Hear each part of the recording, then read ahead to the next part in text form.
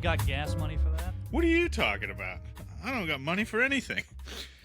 Please support this podcast. I'm starving. Sponsored by General Iro's Tea. The Jasmine Dragon. You know I love ginseng tea. That, or it's the White Jade Bush, which We should start a tea shop called the White Jade Bush. I love in the scene too when they're like, when they're talking. He's like, when he finds the berries, he's like, look, known to counteract the poison of the white jade. He's like, that or they're macaola berries, which cause blindness. And Just laughing so hard. And Zuko's just like, we can't take any more of these chances. And they're trying to decide, do we go to the Earth Kingdom or give ourselves up to Azula? And he's like, The Earth tribe will most definitely kill us. Yeah. Or we will have to face Azula. And they're just like, Earth Kingdom it is. I love it. And it was like only a couple episodes into when they had introduced her too. Yeah. So it was like a good way to just like subtly impose how threatening she is. Yeah, no, I think that's one thing that this showed us. Well, anyway, we can get to that part here. Yeah. So Avatar, The Last Airbender, if no one's ever heard of the title, what are you? My problem is I put it off too much. I was a dumb kid. I didn't watch it. I watched it very passively. Yeah. And I knew it was good, but this was like before streaming. I'm old. You're okay. You're old. Yeah, so I didn't have this on a Netflix or anything. I had to catch it on cable programming in order. So I didn't have that much energy to put into it. I just kind of watched it when it was on. That's true too. Like I'll have to admit, like even I remember watching it on TV sporadically when it was on. It was always on it. Like I could never find it, especially in the early seasons. It was never on consistently. Yeah, I could never. They would always just like find... put it on a weird hour. Yeah, and this was the mid 2000s, so like like I said, streaming still wasn't like this. This seems like a show that was meant for streaming. Like if Netflix or Hulu, Prime, whatever else we got existed back then, I think this would have even had more of a following than it does. But I think it definitely has a cultish level following. I still think it's a testament though to its ability for the fact that so many people enjoy it and like it, given the fact of how, because even when I watched it, I actually, in order to watch it succinctly, from chronologically from beginning to end, I actually had to watch it through the DVD releases, and the only season I caught aired properly was season 3, and that took a while too to air. So yeah, there was definitely a weird premiere schedule for this. It was really tough to find when the new ones were coming out, so I think that had something to do with it. But still, to stay up on it. Yeah, that was a different age, man. It really was. Yep.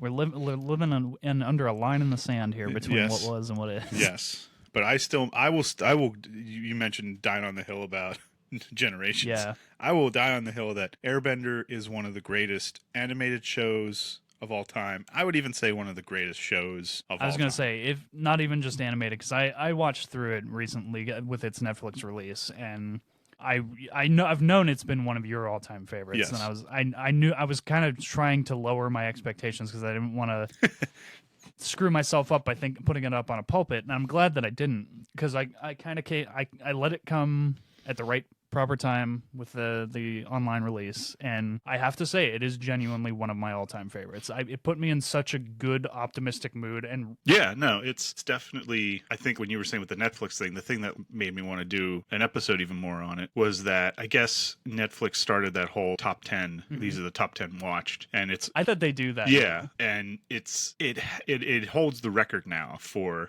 being in the top 10 for the most consecutive days at 58 or 60 days since they started it. And that, to me, I think that's pretty impressive for a show from, oh gosh, what are we how many years ago? Almost 15, 16 years ago. That aired on Nickelodeon and was quote unquote designed for kids. Yes, quote unquote designed for kids, which I will say, yeah, it definitely has. It is and isn't. Yeah, it's for everyone. I don't think you have to be in the same way that the original trilogy of Star Wars. Yeah, exactly.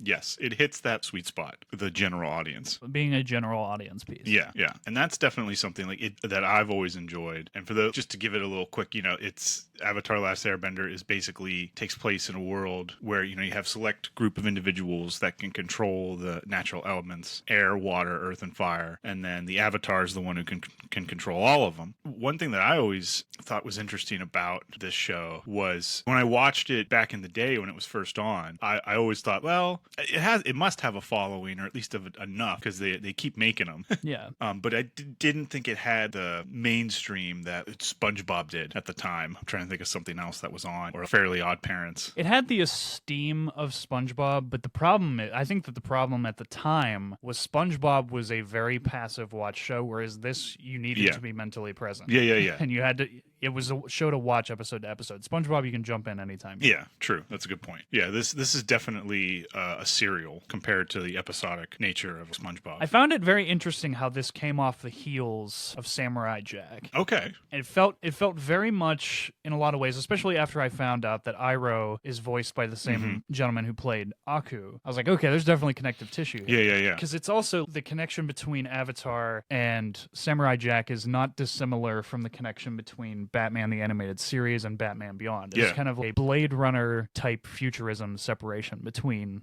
each of them. Yeah. No, I think that's interesting you bring all those up, because I think growing up I think we've lived through, at least in our childhood too, was definitely a renaissance and a golden age of animation, not just on the screen, the big screen, but in television as well. Yeah. And that's not to discount what's being done now. Yeah. Oh no, that's definitely not to discount, but I think our childhood, those shows have elevated animation, I think, to a more mainstream, taken serious level. I think. Yeah, I would agree. I still think there is that where it's like, oh, it's animated, it's for children. It's like, really? Just because it's animated? Since then, there's been a bunch of different types of styles that have emerged. Obviously, the CG style has kind of taken the biggest crown of that. But then you also have things like Secret World of Gumball that have come out and are this crazy mix of digital animation and 2D stylings in a way I've never seen before. Yeah. So there's all kinds of crazy new stuff coming out, which is interesting. Yeah. No, it's always been, I think this definitely, given you mentioned the Batman series, you mentioned Samurai Jack. Yeah. The other Nickelodeon animated shows, all the animated, Disney movies that I saw growing up, some of my favorite stories, visual stories, are animated. Yeah. Well, I found it interesting how the creators of this have gone on to do some other very interesting stuff. Dave Filoni is now one of the big powers over at Lucasfilm, and he spearheaded a show called Rebels for them. He, before Disney got their hands on Star Wars, was doing a show with George Lucas about the Clone Wars, which was kind of looked at as the future of what Star Wars would become. And then Giancarlo Volpe, who was another one of the controlling powers on Avatar, has moved over to Netflix. He's doing a show called The Dragon Prince, which I've just started. It's also very, very good. So these guys are not done yet. They've got a lot of creative juice. There was also, I think, a lot of them on you mentioned Netflix too. I think a lot of same team from this, or at least some people helped with the Voltron. Yeah, that's right. Revitalization, which another good show that I highly recommend if no one's seen it. If you're definitely, I would say this is definitely Avatar. If this would be a show, if you're someone that's like, oh, it's animation, oh no, thank you, I would be like, okay, give this a chance, because if there's one to give a chance, it will open other doors for you. Yeah, for sure. Yeah, and I was always shocked at how popular it was compared to what I thought this show really was, and across different age groups. I thought maybe, okay, this is a cult thing. I felt somewhat special in that. I was like, oh yeah, I'm part of a cult, which you should. It's a special thing when you find that thing and it feels unique and new, and nobody else is really talking about it or knows about it. You feel you're that person that can bring this great thing to all these people who don't yet know about it, and that is honestly, genuinely a very special. Yeah, and what I always thought was interesting was, have you used Tinder or Bumble before? Have you gone through that? I have. Okay. I have.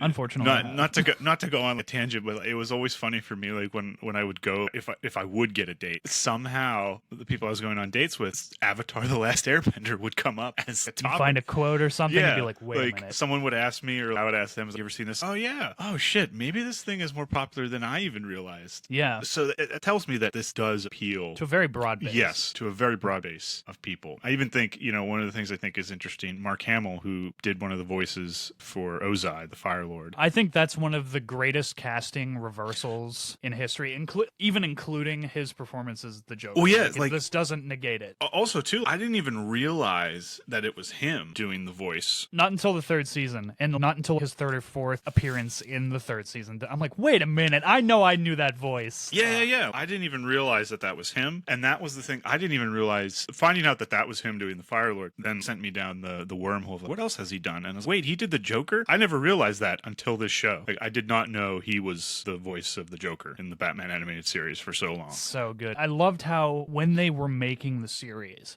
he was not very, and the creators of the show for Batman were not super hyper vocal about it. They did not really blow it up. They let it kind of just unfold naturally in pop culture, and I love that because watching Luke Skywalker, or listening to Luke Skywalker, that is, play this complete role reversal of what Luke Skywalker is, and do it so well in both instances, both of Ozai and him and the Joker. It's so fascinating to watch him just change like that. Yeah, like a total chameleon. Yeah, and I think during an interview he did regarding his roles in voice acting, when they mentioned Avatar, he recounted how when he saw the script, he was like, "Oh, this is never going to last," because he was like, "It's too smart, it's too intellectual." That's Yeah, I remember hearing that. Yeah, and he was like, "But it did." He said it was largely due to the writing of the story, the fact that I think everyone could watch it. It wasn't just everyone could get something out of it. Like you said, that appeal of Star Wars, which I think is interesting, considering they have an original Star Wars actor in the show as well. Which, for the caliber of just a Nickelodeon show, that's pretty darn impressive. Yeah. That they could land him because he is in all 3 seasons. And that's what I really enjoy about it, is some of the behind-the-scenes stuff, how they came up with the world. I really enjoy the world building of fantasy or science fiction shows. That's one thing that I really enjoy. Definitely some of my favorite things are the crazy, expansive built worlds that slowly unfold to you. Yeah. And Lord of the Rings, this, definitely, yes. Avatar, Star Wars are all great examples of hyper intense world building. I feel it doesn't ever fail to impress. Harry Potter is also another great example. Yeah. And the creators, DiMartino and Konietzko, have mentioned they were influenced by high fantasy like Harry Potter and Lord of the Rings. Yeah. But they wanted to take that genre in a different direction. They had a real love of anime, Eastern philosophies, martial arts. So I really liked how they had that sort of merger there. Well, it's also pretty clear too. They took the philosophies of airbending and kind of applied it with different martial arts styles. Like I know Tai Chi was very well thought of. Different versions of Kung Fu were tied into firebending. Yeah. Just it was all very, very well thought out with some real world elements to ground this thing and make it feel very real, very natural. And that's that attention to detail. You didn't have to obviously use real martial art forms, especially in the animation. Well, they also too, from what I understand, they actually would in their writing sessions record performances from not just some of the voice actors, but also various people on the creative staff to kind of just block out different scenes, kind of show how things would unfold visually. And then they would send that stuff off to the animating teams. Yeah. Who were scattered all to the four winds, and they would communicate over long distances using just DV cam footage that they would shoot in writing sessions and in table reads and stuff. Yeah. And I found that fascinating from a performance aspect. For an animated show to function like a live action narrative that's pretty narratively groundbreaking stuff. Yeah. The amount of passion, I think, when you see something that definitely has passion in it shows. Yeah. And I think this does as well, especially considering where it started. I always liked hearing that the series itself was, they came up with the idea around 2001. Konietzko, one of the creators, simply was supposedly he took an old sketch of a balding middle-aged man and then thought of him as a child, and he drew the character herding bison in the sky, and then he showed the sketch to DiMartino, who was watching a documentary about explorers trapped at the South Pole. Oh my gosh. And then Konietzko described the concept that they pitched. There's almost pitched, I guess. I don't know if this would have been the actual pitch. I'm quoting here. There's an air guy along with these water people trapped in a snowy wasteland, and maybe some fire people are pressing down on them. And then weeks later, that's what they ended up pitching to Nickelodeon. And that just little story of how thinking of one idea, watching something on TV, for me, goes so well with the creative process. You never know what little thing is gonna stimulate the creative juices there, get it going. Yeah, sometimes it's just a situation like that. It's all the elements just kind of fall into place like that all at once. No, yeah, definitely, absolutely. It's also why I think it's important to just kind of definitely take notes, but be as aware of what's around you as you can, because sometimes the the answers are all right there. Mm-hmm. And you faster than you can possibly write them down, they're in front of you. And I've definitely had situations where I've been frantically trying to, like in Memento, trying to search for a pen. I'm like, I got to write this down or I'm gonna forget it. Yeah. And yeah, I love and hate when I get in that situation because I'm terrified I'm gonna forget something. But it's a magical little situation to be in. Yeah. No, but coming up with stories is not easy. No, it isn't. But it's like you don't need. I think there's just hearing that story of how they created the idea just shows me you don't need to have. I mean, obviously you can't sometimes have everything in place. Essentially, to when you're trying to build a fantasy world piece by piece, but you just need that initial start that drives you and gets you going, and that you're passionate about. But you have to be ready for it when it does. Yeah, because you may sit there for God knows how long. Yeah, waiting for an answer to present itself. And one thing that's really cool about the show that if you're doing as a world building lesson, I know that as someone who really likes world building, you can tend to get lost in it and you forget about the story, and you kind of end up with what's called world builder's disease, where you just all you're doing is just world building now. Yeah, and I think that comes a lot from. I think that's one of the downsides of like Lord of the Rings, not in this thing itself, but the legacy it's left behind. Tolkien created such a thoroughly fleshed out world that anyone who wants to try fantasy, we kind of use that as the measuring tool. Well, am I good enough to be put up to this? So we think, for me, I always think, man, I gotta get languages, I gotta get all these histories and genealogies in before I can even think about the story, and that tends to not be the true thing. It's like what this show does, and what I think makes it much more easier is Lord of the Rings was like the exception in the sense of what it was doing, but this, in terms of a world building lesson, pick a few things and do them really well. If you look at the world of Avatar: Last Airbender, it's like an Asiatic world, and each bending discipline, is based off of a different little bit of cultures, like East Asian, South Asian, Inuit cultures in there. The Inuit, I think, is like the water tribe, has a more Inuit base. Fire Nation's very predominantly Japanese. Yeah, and I think it shows that they based it on the four, elements of air, water, earth, and fire, and the benders, and everything, if you go through the show, builds and bases itself around that. It's all there. There's not, at least in the beginning, they're not too worried about what's the delicacy of this certain culture as opposed to this one, at least not right away. But as the world gets bigger and as the episodes go on, that actually does start to show up, but it comes out naturally because you're focused on the different martial arts, the bending styles of each different nation, rather than worrying about it all at once. Because I think there is the episode where they mention fire flakes. It's almost like, I love it. Yeah, so that's it's something that you could tell. I think that came down the road, or it was something that we need Sokka to be eating something here that's Fire Nation. That also brings up a good point too. This show has such a phenomenally structured system of humor that flows so naturally out of the situation, and it never takes away from the drama, and vice versa. The drama never robs from the humor. There's perfect balance between the two, in my opinion, in this show. It's letting the show itself, the story, grow in the telling, I think. Yeah. For making a world, you can definitely go the Tolkien route and build the world first, and then tell the story. And even when they have a joke at the expense of a character, it's never completely one-sided. It's not always directed at one character. Yeah. They take pot shots at every one of them and show it, in an attempt to show that each one of these characters does have flaws. Yeah, which I think is great. And the humor's not there. It doesn't feel out of place, I think. It definitely comes from the characters and feels organic to the story. Like, it feels like something that they would do. Yeah, a lot of the way that the show's written is grown from character, I would argue. Yeah, no, definitely. They know who and what each one of these people are and how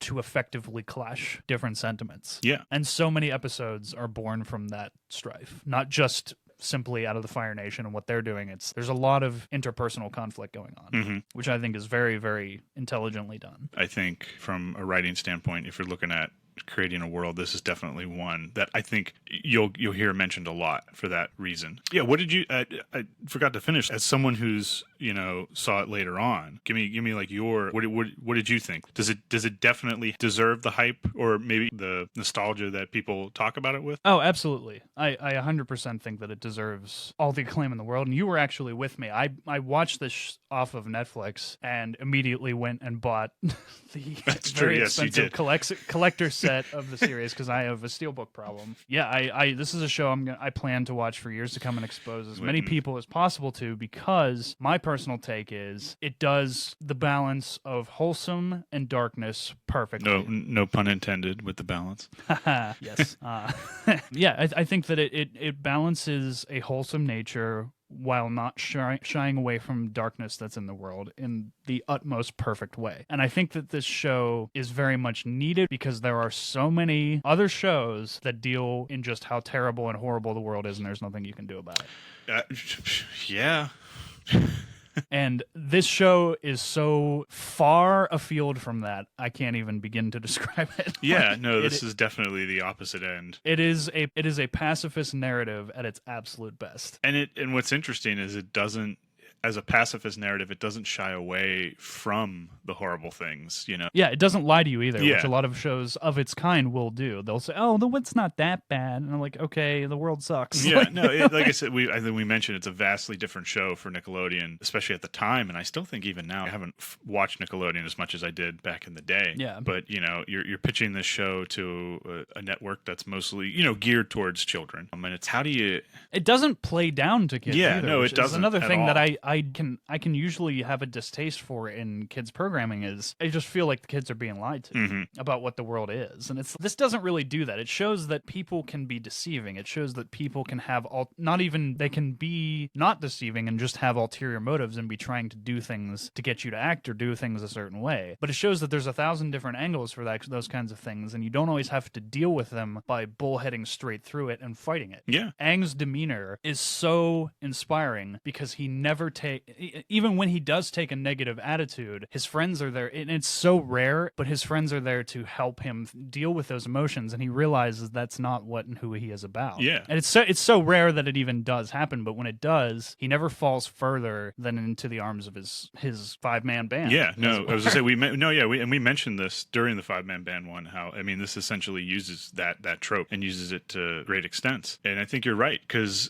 I've always seen in terms of Aang as the protagonist and the leader of the group, I would say he falls under the static protagonist. He's pretty much, for the most part, he doesn't have a huge dynamic change from the beginning to the end. Obviously, he's different. I mean, how could you not be different going through the journey of the story? I think every character in some way grows and changes for better or worse, regardless. Yeah. But I think you want to look at the bigger, are they dynamic in the sense that they are completely a 180 from who they were in the beginning, or are they still more or less that same overall person? And I think you just hit it right on the nail on the head there before, when I would say he is static. He's mostly still that same character we met in the beginning, although a little bit more grown, not quite a child as much anymore. Yeah. Rather than having that dynamic change, he is constantly a static character. They're constantly pulled to be tested. There's always something that's going to want to see them tested. And I think that works really well in this show for how you can have a main character who doesn't really have that major arc that, you know, they always say that, you know, you got to have a character who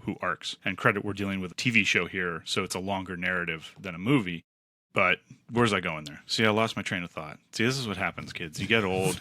And things just start disappearing in your mind. Before you know it, you find yourself on a Monday, Tuesday, Wednesday, it's not, you know, talking to your friend because you have no money. He comes up with this idea for a podcast. Let's try it. And you just humor him because you're like, yeah, sure, whatever. And then it makes you realize just how sad your life is. And then you have a 3-minute spiral out for all the world to hear because I'm not editing this out. What was I going to say? Well, no, Aang is a static character, I think. Aang's a static character. You know, it works because the episodes are there to test and challenge him. And in the sense, it's rather than him having the dynamic change, it's essentially the world that he's in and the characters he's around that go through greater changes. Yeah. I think that is evident through Zuko's character. He's the more dynamic one, but it's through his interaction and his pursuit of Aang that he goes through the bigger arc of change that you would see in a more dynamic protagonist in the show. I think in looking at them all as a group, the smartest thing about the way that they structure the group is everybody brings something to the table. Mm-hmm. And no one of them is ever 100% right. Yeah. 100% of the time. No, and that's right in with the whole 5-man band approach. I mean, definitely, it does this well to a T. A lot of shows that I've watched try and have one or two characters virtue signal to the rest of the group, and they're never wrong. They're always right. And I can't wrap my head around a character like that. They have to be wrong some of the time. Yeah, and it's tough. I mean, I think it all depends on, like,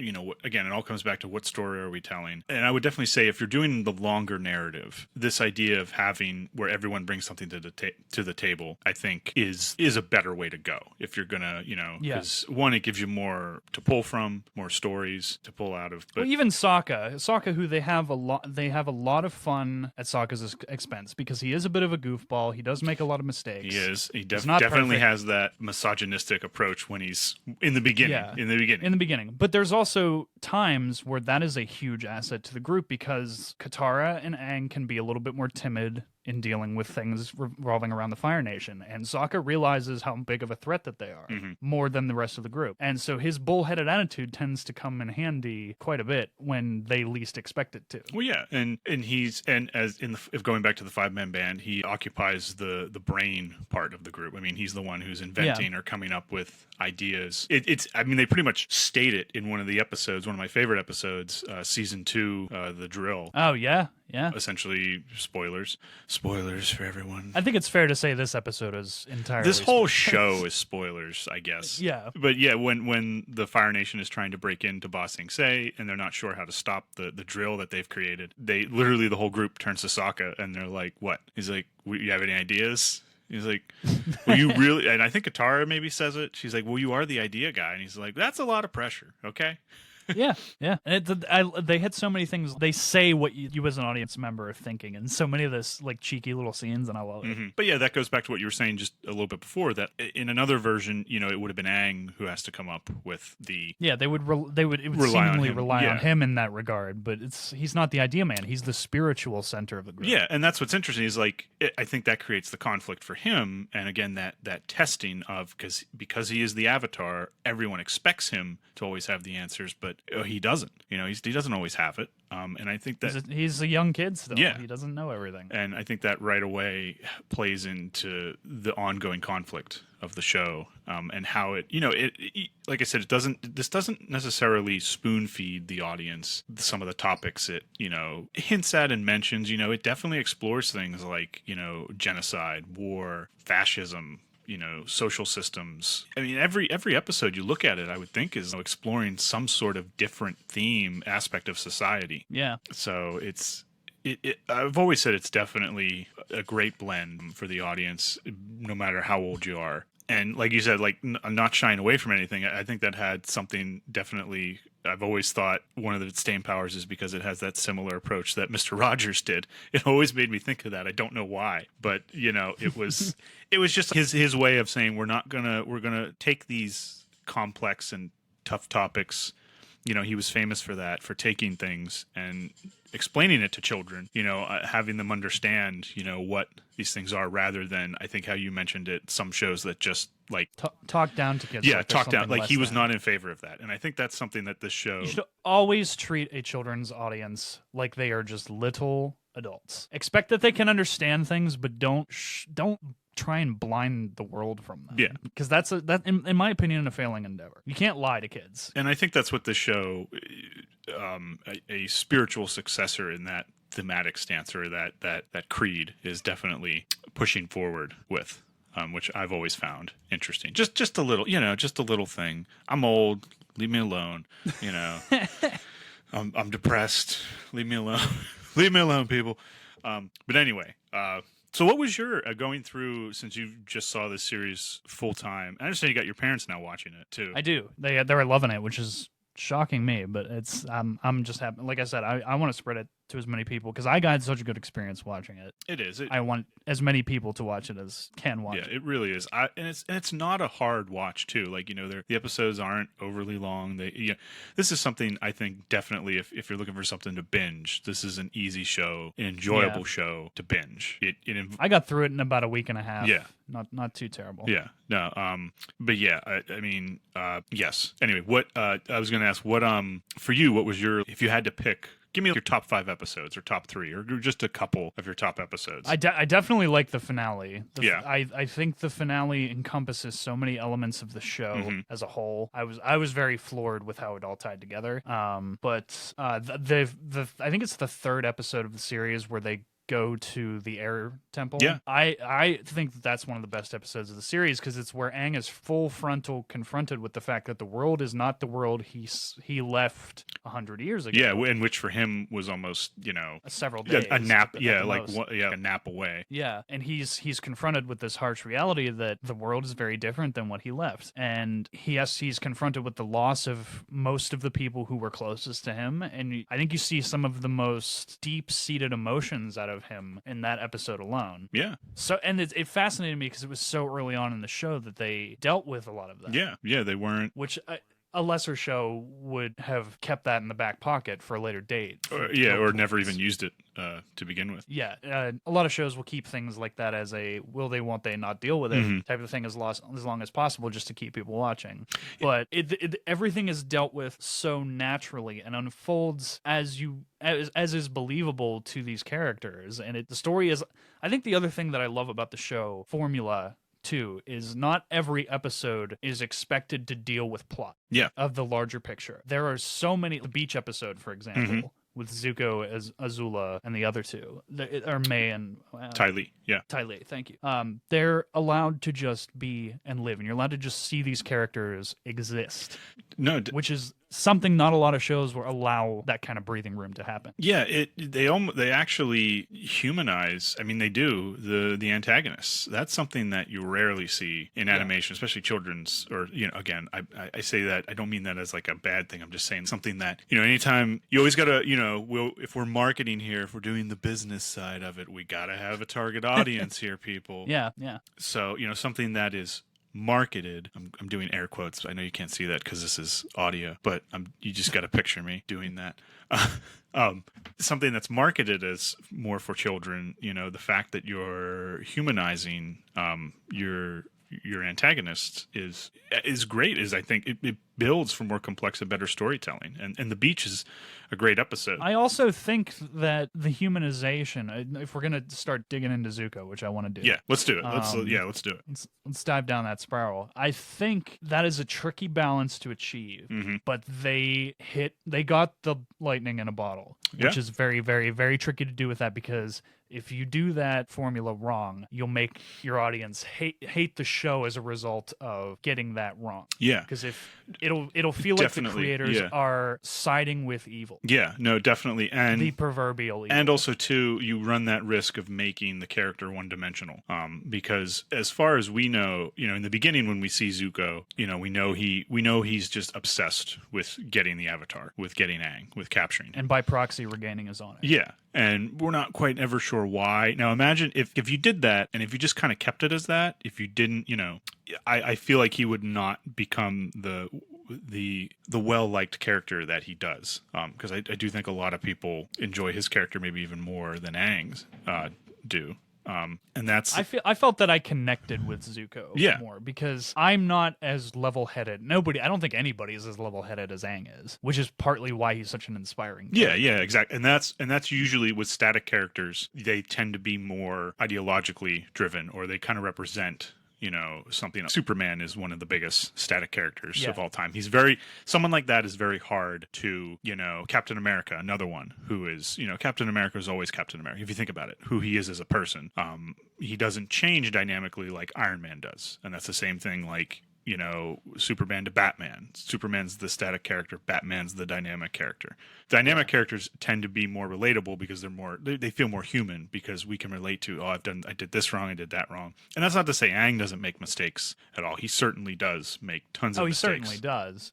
But yes. But he's of any of the other characters in the series, he is very consistently cool-headed. Yes. And it holds true to his, like you said, his pacifist roots. All the way down to the final battle, he's trying to find a way to not end this in violence, end this That's war. what I think I was getting at with the finale was his dealing with Ozai is incredibly inspiring because I've seen 1,000 other times, that would end with, oh, I'm just going to kill him. Mm-hmm. And they take a completely contrarian approach to that and say the person who deserves most to be struck down in this entire storyline and world, we're going to take the moral stance that we should not stoop to that level with our protagonist. Yeah. We are going to have his moral compass create the conflict that is going to keep him from doing what everyone else in this entire world is telling him to do. Yeah, yeah, and even his friends, or even, I think even Zuko says to him, you're just going to have to take his life. Even Katara and Sokka, whom you think might understand why he would say he doesn't want to do this, are also telling him that he should just do it. Yeah. Because it's what's best for this world. And he can't allow himself to do it. His better nature will not let him go there. Even his own, in that episode, in the series finale, when he contacts the past avatars, even they kind of come to the conclusion, yeah, you're just going to have to do whatever it takes. It literally comes down to his decision. That's also fascinating because anytime that he has conversations with the past avatars, I look at it as self-conflict. Mm-hmm. Yeah. It's such a visual way of portraying that, yeah. Because he's dealing with his own past lives, and I've always found those conversations to be very fascinating because in its base principles, it's a conversation with himself. Yeah, no, exactly. There goes my... I pictured like a Jerry Stiller. I lost my train of thought. No, it definitely, yeah.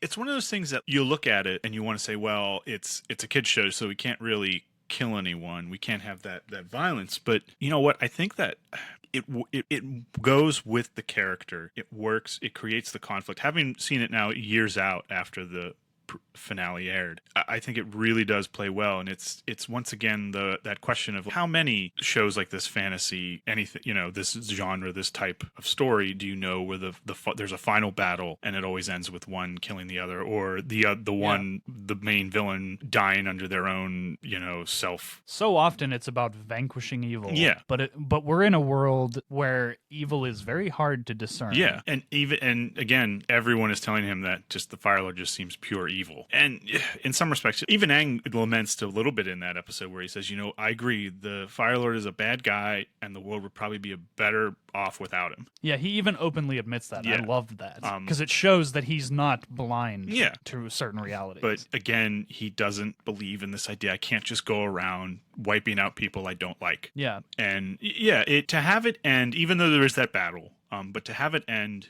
in a way where he finds a different route, a different way around it rather than violence. I think that's, like you said, as we're talking here about it now, I think that is really interesting to the show, to what, the themes it's trying to go about. He never, even though he uses martial arts as a defense, he never uses it as a form of aggression. His main goal is the protection of this world. Yeah. And the people in it. Yeah. And the restoring of balance to it. If he goes around offing people who are even threatening that's just a different form of the same thing. Yeah, and I think if you break it down, him as the static character, he needs the world and the characters around him are the things that change more in a static character driven story. He enters a world that is, in one word, violent. It's a violence driven world. To end it in violence, I think it goes against what's going on in the show and him in his final test as a character. So the fact that he ends it in a more peaceful way restores the balance to that, the scales, if you will. If he were, the scale, the one side is tipped in favor of violence. If he ends it with killing Ozai, that doesn't bring the scales back into balance, I think. And that's what the whole show goes around. Yeah. And that we were talking about Zuko, and yeah, with his idea of a character, as we first meet him, his motivation is all in the opening pilot episode. We understand who he is, what he wants, but not quite why he's the way he is. And like I said, humanizing your antagonist, especially because he's going to become the Lancer to your 5-man band. Yeah. That's a big thing, is we gotta make them, any one of these characters, has their moment to shine. Aang, Zuko, Sokka, Toph, Katara, they have their moments where they are essentially the leader of the episode, depending on which one. Katara, I always think of the Puppet Master, the bloodbending episode, which I think is great. Once again, another that episode is fascinating. Yeah. And I had the thought very early on in the first season. I'm like, well, if you can bend water, yeah. and people are 70% water. Yeah. And that's another thing, going back to the world building of letting it flow naturally, doing a couple things really well, focusing on that and the extensions of it rather than trying to get everything in there. I would obviously, I don't think they couldn't have. When we looked at the original pitch, he was drawing a bald man child herding bison, and the other DiMartino's watching a documentary about explorers trapped at the South Pole. All they knew is there's an air guy along with water people trapped in a snowy wasteland with fire people pressing down on them. I would be shocked if bloodbending was even going through their mind at that moment. Yeah. I don't think it was. And that's the idea of letting this sort of come naturally and develop. Because there's sometimes when people create things, and I think comic books do this a lot, just because, is understandable because they have to constantly churn out new stories, new iterations of old characters. There's some things that they sort of show up at the end. It's like, wait, that doesn't feel like it. You know what I mean? You ever feel like watch a movie or a story and something, it takes you out of it because it feels like the writer just adding something in to... Yeah, and it doesn't feel natural. Yeah. Whereas honestly, almost everything, other than there might be a few things in this that I would say you could argue feels like it comes out of left field. The other thing about the bloodbending episode was a great example of, as we were talking before, that moral pendulum. Mm-hmm. Where she was seeking vengeance for what the Fire Nation had done to the Water Tribes. Yeah. But she's only bringing more violence into the situation. Yeah. And causing the pendulum to once again have to swing in another direction, and back and forth we go. Whereas Aang deviates from that, especially in his final decision in the final episode. Yeah. It's like you said, it really is like that pacifist. It's a pacifist stuck in a violent world. And how does a pacifist... How does one kid with a great demeanor Yeah. stop so much hatred and so much animosity on two sides? Yeah. Without using... It's heartwarming to think that it's possible. Yeah.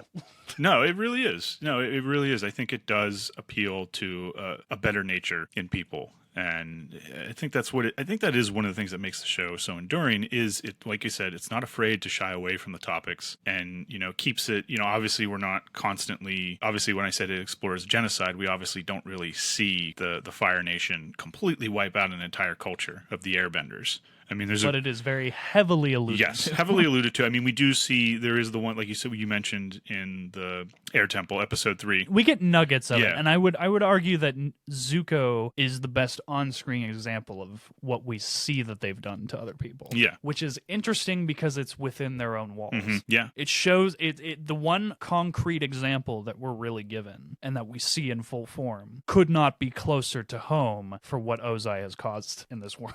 Yeah. No, and it again, it's a conflict that's gone on for a century. It's 100 years of war. I mean, that's just like, man, can you imagine that? It's an entire generation knowing nothing but. And again, it sets up the challenge for Aang. And that I keep going back to keep derailing from Zuko's story of how we're kind of all over. Yeah, knowing. But one of the episodes I was talking about, one of the episodes where a lot of people mark as a point where the story really kicks off or really starts to get good for them, and I know this was one for me too as well, is season 1, episode 12, The Storm. And it's essentially just it's like a camp. It literally is. It's literally there. It's a campfire story. It's character driven. You just mentioned it. You could arguably say, in terms of plot, you don't need this story really at all. It doesn't. There's a couple of different episodes like that if you take them out, don't really alter the plot, but you would lose so much character development. Yeah, you could easily call them filler if you wanted to, but that would almost be a disservice to what they do for the show. Yeah, no, it would, because in this episode, spoilers, spoilers with cheese, ladies and gentlemen, extra fries on the side. I don't know what I was doing there. I'm just blacked out. What happened? I blacked out. Dad. Dad. So yeah, but it's a pivotal episode because it sort of paints the picture of Aang and Zuko and their deeper motivations and their inner struggles. Aang, I think in one of the premiere episodes, Katara asks him why didn't he doesn't tell anyone that he's the Avatar when he's first found. Yeah, he's harboring shame Yeah. over having left. Yeah, right? he's harboring a lot. Yeah, shame definitely one of them. But when Katara asks, "Why didn't you tell us you were the Avatar?" Aang answers, "I never wanted to be." And I think Yeah. that's interesting. Someone who doesn't want to lead but has to. And then in Zuko, I think some of the best examples of pacifist protagonists are people who don't want the pulpit of what they've been handed Yeah. or what they are responsible for taking yeah, care of. there's always that thing, and Orson Scott Card mentions this a lot when developing characters, is knowing when to have someone who volunteers or someone who has to be pulled in to the story more. If it's also in terms of getting the audience to like a character more. And again, there's always exceptions to this. If there's something that there's always drafted or volunteered, that's there it is. I think that's the term he uses. When you have a character that needs to be in a situation, how do I explain this? I need the book in front of me. I don't have the book. But essentially Aang has to be drafted into it, given that, if he volunteered to be the Avatar rather than being sort of forced into it, there's that idea that, okay, maybe he's just someone who's after power, And I think it's mentioned at some. I think Iroh is actually the one who's quoted as saying some point in the show when it's brought up that he should take out the Fire Lord. He said, "Then history would see me as just another man jockeying for power," or something to that extent. Yeah, no, exactly. But yeah, that's something we can get into another time. But yeah, there's that notion of knowing when your main character or one of your main characters do they have to volunteer to do this, or do they have to be drafted for it? An example of a volunteer is, we mentioned Lord of the Rings. Frodo is a volunteer, and that's one of the reasons that we're able to empathize with him a little bit more. And pretty much everyone in the Fellowship is a volunteer. There's no glory really to be had here. You have to go essentially into hell, and good chance you're not coming back. So that's where we get the volunteer thing. And then in Aang, he has to be drafted a little bit because, he doesn't want the power. I would actually take a contrary statement to that. Okay. I would say that Sam is a volunteer, but only because he feels he needs to be there. Yeah. Well, yeah, no, I would agree with that. Yeah. He is a volunteer, but not in the same sense. Yeah, no, as the other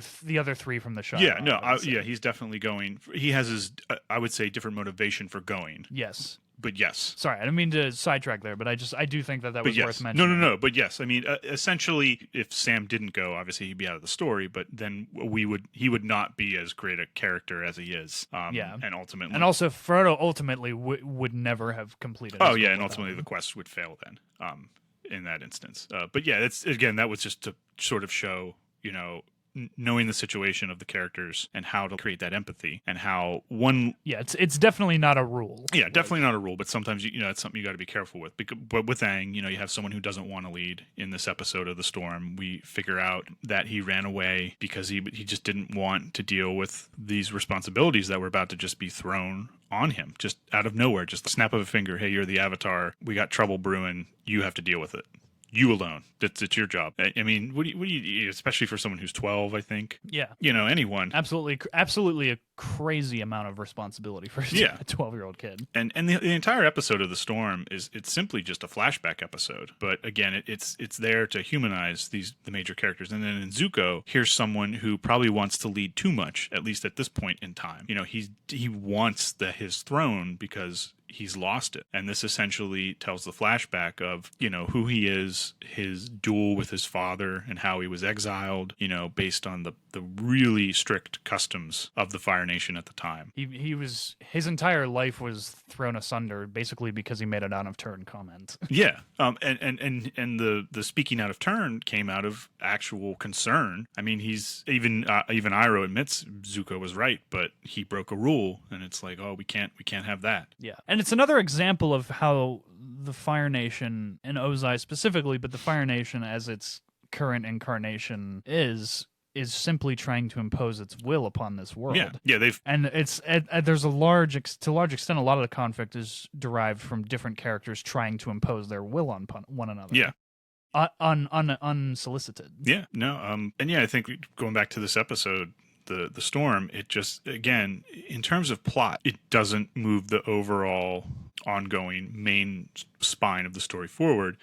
Rather, it takes a second. If you take it out. Yeah, if you take it out, the whole thing suffers. The whole tapestry starts to become unwoven. It shows how character and plot are equally important to the show, which is once again a fascinating level of balance because it's typically guided more towards one or the other. Yeah, no, definitely. And yeah, I just think it's, again, just kind of a testament to the show. And there's tons of other episodes, like The Guru is one of my favorite episodes. The Guru is fantastic. And again, most of it's just Aang understanding his character, understanding his own internal struggles and how to overcome them and how to deal with them. I mean, it's a lot of setup, but and then of course Crossroads of Destiny after that, I still think might be one of my all-time favorite episodes. Okay. Just because I did not see them doing what they did. I was like, whoa, okay. Yeah.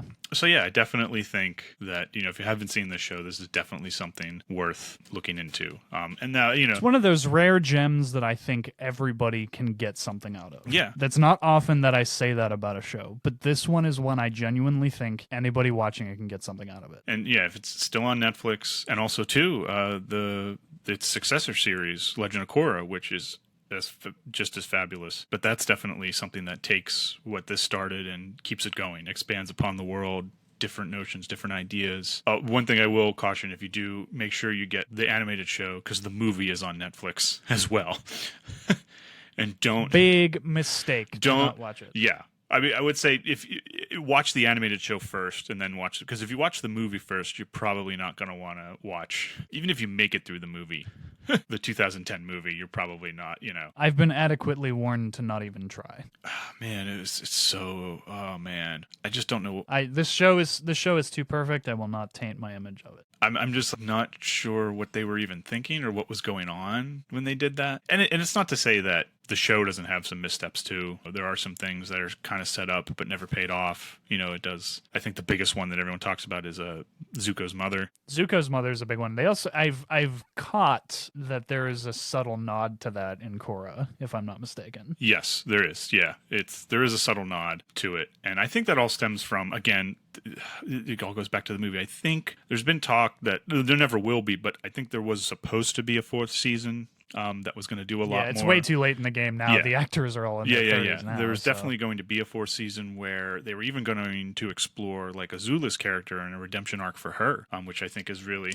Now, see, I would have loved to have seen if they could have made that work. Yeah. Because I feel like a double whammy on that after Zuko is... Which is what I think is interesting, too. I would have liked to have seen if that could have worked too, because they kind of hint at her in the beach episode. It's very subtle, and then it plays out more in the finale. Her, Well, there's a lot of her brushing up against the fact that she has a brazen personality, and it doesn't quite go over well with everybody. Yeah, and it's there was a seed of there could be something there. Yeah, and you start to see her unravel mentally. And by the time Katara beats her, she's essentially on the floor crying, sobbing. That's the first time we ever compared her to when we first see her in control. Well, in the same way, we see Zuko earlier on in the series deal with failure, and it's in a completely different way. She completely shatters psychologically, whereas Zuko falls inward on himself, and it hardens him whenever he has a failure. Yeah. And he actually, I think he mentions it several times in the series. He says it outright. He's